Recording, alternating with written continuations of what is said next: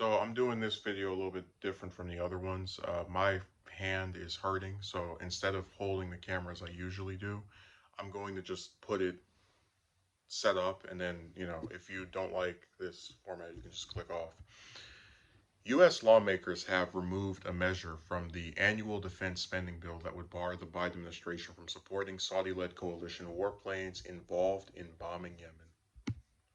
The amendment was introduced by Representative Ro Khanna, Democrat of California, and co-sponsored by Senator Bernie Sanders.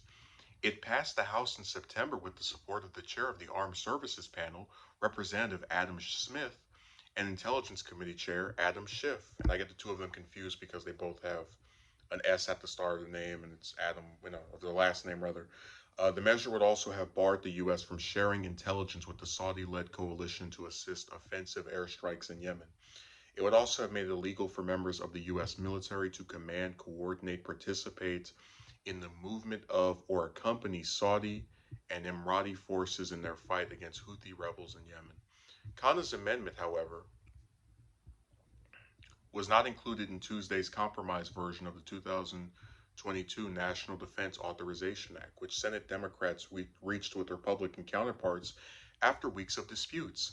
The House passed the compromise bill on Tuesday night, 363 votes to 70 downvotes, but a number of issues that had bipartisan support, including an overhaul of the U.S. military's criminal justice system and a repeal of the 2002 Iraq War authorization, were dropped. Representative Khanna released a statement Tuesday night along with, and this clicked off really quickly. So he released a statement along with Tom Malinowski and Gary Connolly after they voted against the compromise bill. The House passed National Defense Authorization Act, which garnered strong bipartisan support, included numerous provisions to advance the fight against autocracy and corruption around the world, the lawmakers noted, including provisions to rebalance our relationship with Saudi Arabia in the face of the kingdom's disastrous war in Yemen and its campaign of reaching into other countries to threaten and kill its critics. The trio charged that a small group of senators, for reasons that are not publicly explained or challenged, exercised a veto over these measures despite bipartisan support in both chambers.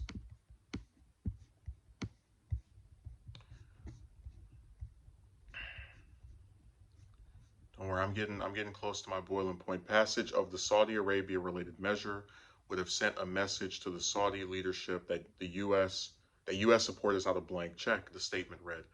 The massive $770 billion defense bill had been held up for several weeks over a number of issues, including sanctions against firms involved in Russia's Nord Stream 2 natural gas pipeline and banning imports from China's Xinjiang region over Beijing's treatment of the Uyghur minority group.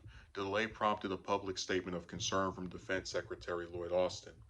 The failure of Khanna's amendment marks a disappointing setback for progressive lawmakers and activists who have hoped for the legal enshrinement of the Biden administration's stated policy of ending American involvement in Yemen's grinding civil war. The U.S. may not be able to stop all the violence it helped create, but it can stop enabling Saudi warplanes to bomb Yemeni civilians, Sanders and Khanna wrote in an op-ed published by The Guardian on Friday.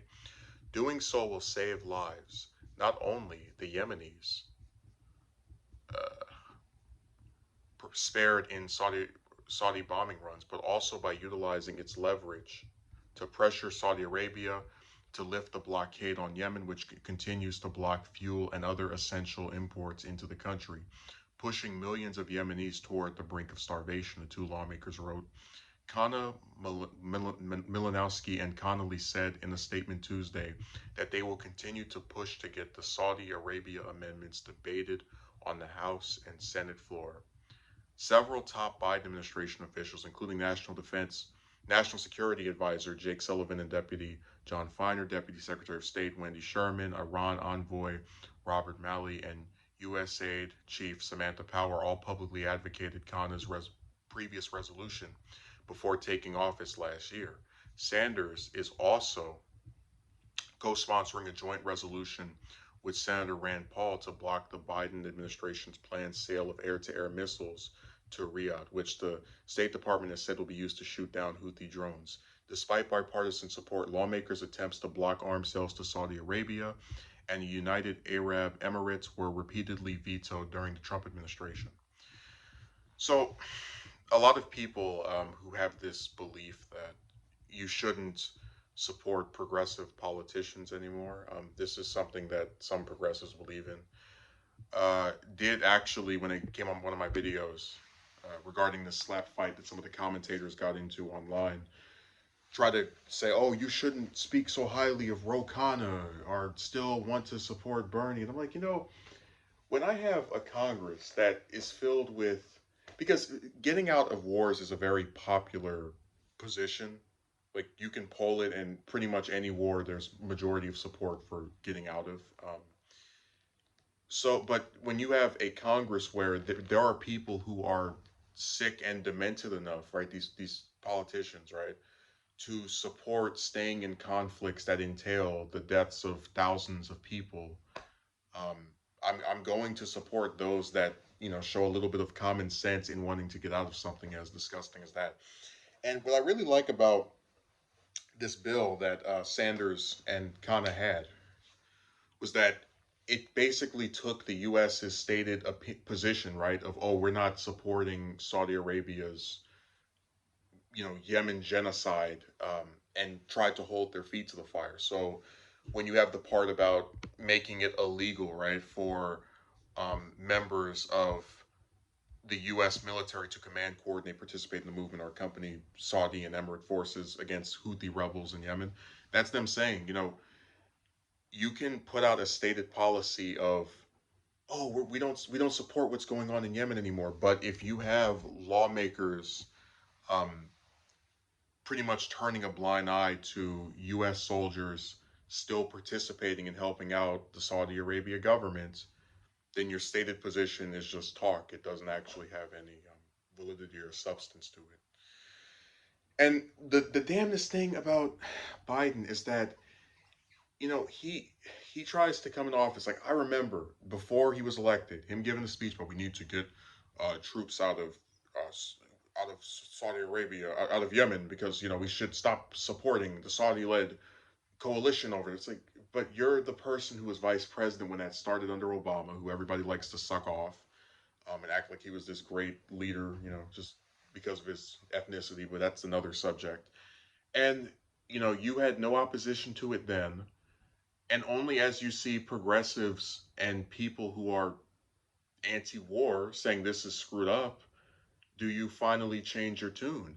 But even in changing his tune, right, his support can only go so far, because I went online and I looked before I put this video up. I didn't see a single goddamn statement from him saying, oh my God, this is so disgusting. We had this bipartisan effort to put an amendment that would further solidify regarding the Khanna-Sanders one that's mentioned here, that the U.S. no longer supports that disgusting trash that Saudi Arabia is doing in Yemen. But we had this weird group of senators, this little tiny group, right, who were able to get rid of that. And I thoroughly condemn it. You haven't seen one statement from him because he doesn't care. And it goes back to that thing of when people don't have something happening to them, their empathy is just almost completely vapid. It's like an empty sewage system. Um, but look, I guess maybe I shouldn't be surprised. It just seems as if no matter what amount of people you get to support these bills, as long as there's a couple that don't, or some section that are not backing it, it's always going to never make it. It's like, oh, Trump vetoed the previous one. Oh, but don't worry, Biden won't. Then why the hell is Biden not fussing about it? Why is he, with his Build Back Better crap, at the very least, he's actually going around and saying this should be advocated for, and we already have talked about how he's weak on that too, because he lets Manchin run laps around him. Uh, it's just really disgusting. You had this bill that just says U.S., or rather the United States, does not support what's being done in Yemen by the Saudis, and we're gonna hold our feet to the fire by not having our soldiers participate in their battle against the Houthis. And we can't even get support on that.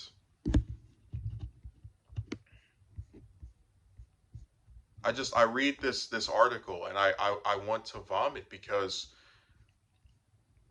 you have this, like, at the heart of people believing that it's okay to not repeal the Iraq War resolution. It's okay to, say that we're against being in Yemen, as our stated position, but then, still have the technicality of U.S. soldiers being allowed to help out the Saudis if they want to and fight the Houthis over there. It's because it doesn't happen to them. Um, people in the U.S. by and large will not care about this until something like this happens to us, until you start seeing hospitals bombed and people being starved to death over here. That's when you'll start seeing them saying, oh, this is messed up and something needs to be done. But as long as it's on American soil, you can rot, I guess, if you're someone that's from another country.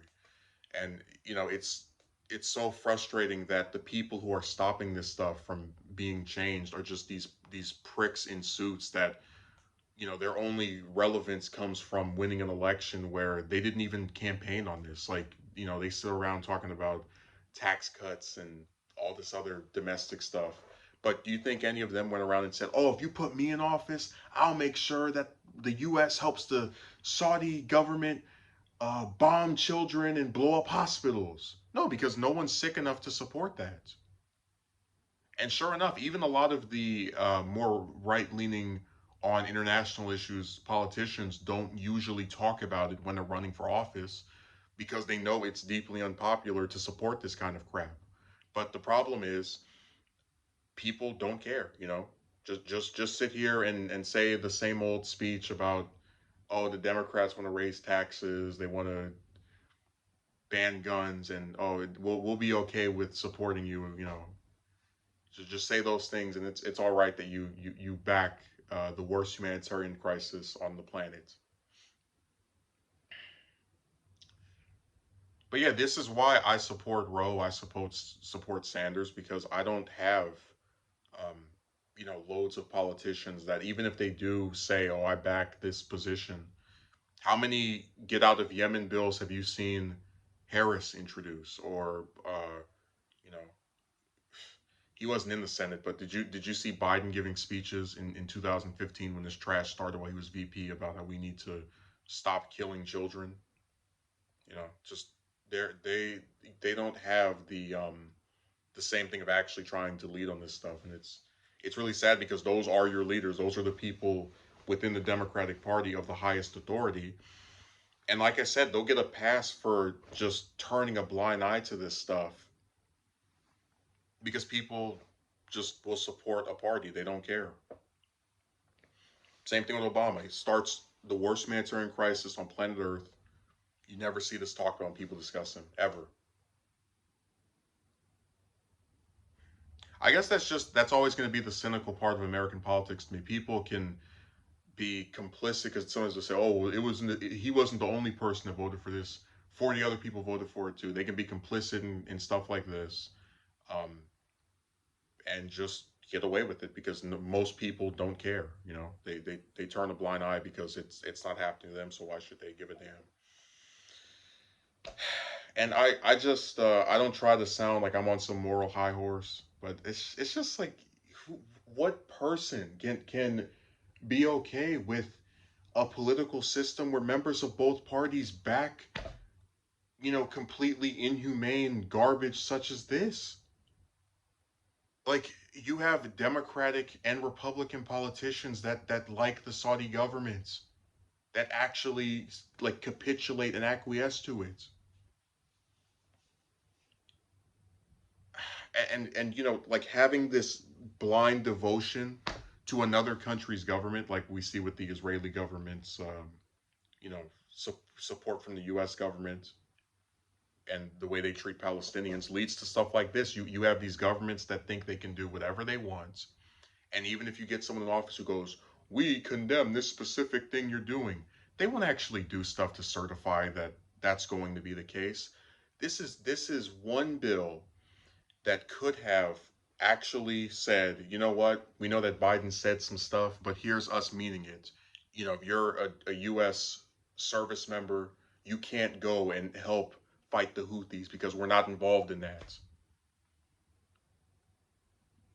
And relating to the missile cell, if you're trying to get weapons and you're the Saudi government, we're not giving it to you because you're still involved in this conflict in Yemen that we condemn.